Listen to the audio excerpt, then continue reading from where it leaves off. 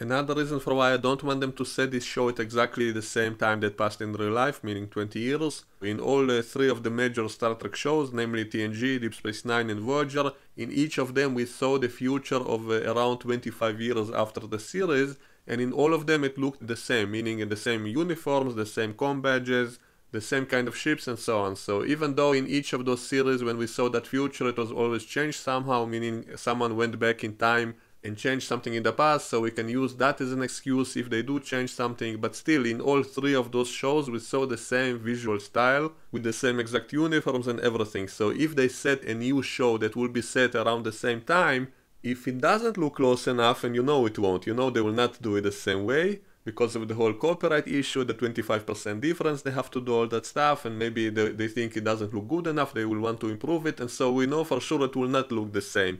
And so that will once again piss off all the old fans, the fans who saw that future in three different major Star Trek shows. We saw the same kind of future with a certain visual style and look, and now they will set a new show set in that same time, but everything will look totally different. And so once again they will piss off some of the Star Trek fans, just like Discovery pissed off fans, because it didn't it didn't match the time it was set in. And so why do that? Why risk the same kind of outrage, the same continuity problems? Why piss off the old Star Trek fans if you don't have to? So why risk it? So why do it if you can avoid it? So don't say that it's 20 or 25 years ahead. If it's 30 or more, I think it would be okay.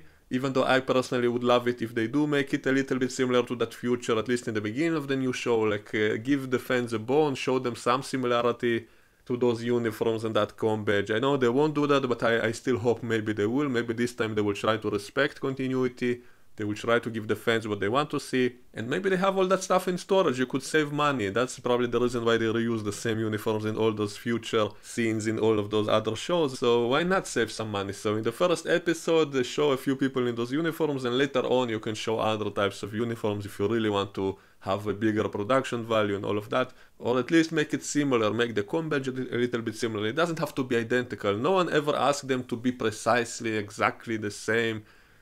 But if they simply show us that they respect the original continuity, if they show some similarities, then we'll appreciate it. So that's the mistake they did in Discovery, that they didn't respect the time frame it was set in. They made everything look totally different.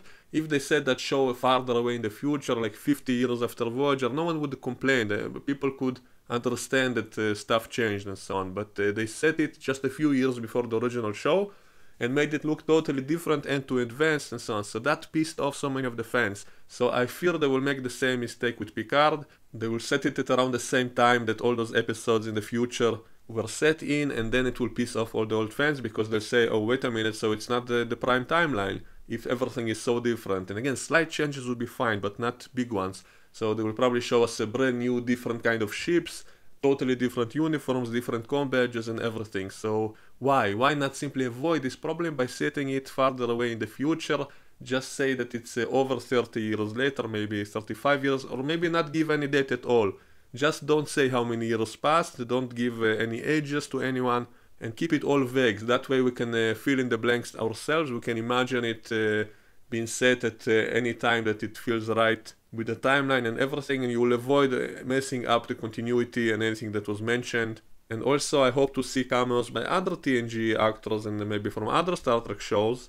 And so if they show any of them and they appeared in any of those episodes, they probably look worse now today than they did in that old makeup that made them look older, because probably a lot of them got fatter and so on, so they don't look the same as they look like in all those episodes. So if they are going to show any of those other actors, and I hope they will, then they need to explain that away somehow. Especially since we know that they have much more advanced medicine in the future, and they have the Baku planet next door to which they can go on a vacation and lose a few years. And so by setting the show more in the future, you would explain all the visual differences and also why the actors look older.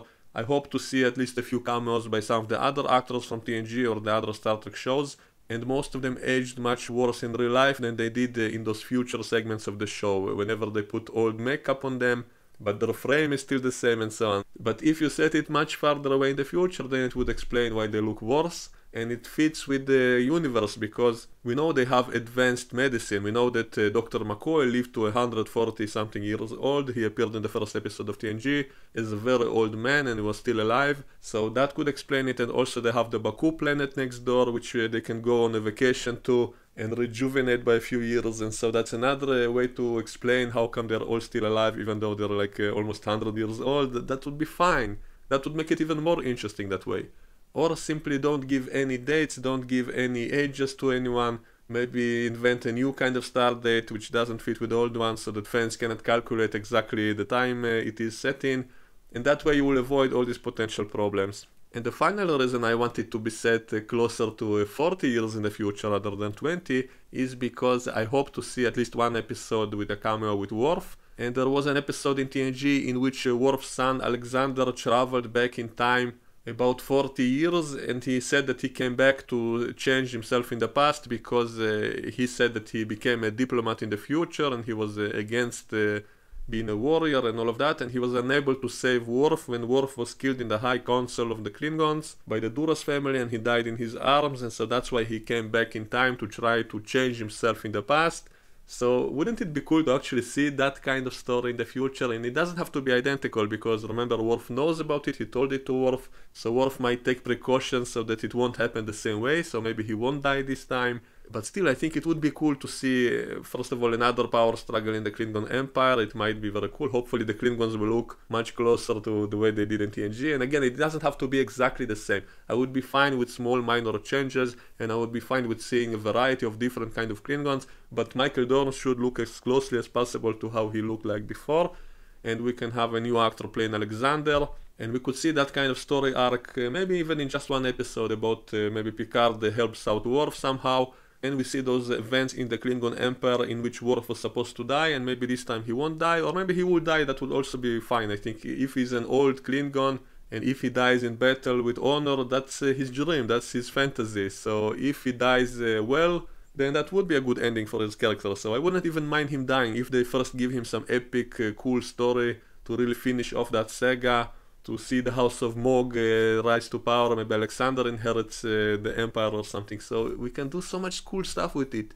I would so much want to see that, and maybe because people would suspect, oh, so Worf is going to die, that's the same event that Alexander warned him about, so people would expect it, they will be on the edge of their seat, and then you can have him not die, because he knows the future, so he might avoid being killed off, and maybe he will rise to be the new ruler of the Klingons. So how cool would that be, finally seeing Worf? He had a lot of opportunities before, and he avoided that. But maybe finally he will take charge himself. That will also be a very epic ending. It can also tie to a whole bunch of storylines of what's going on in the galaxy. I'll get to that in future videos. I will discuss, I will give out theories, that stuff I want to see.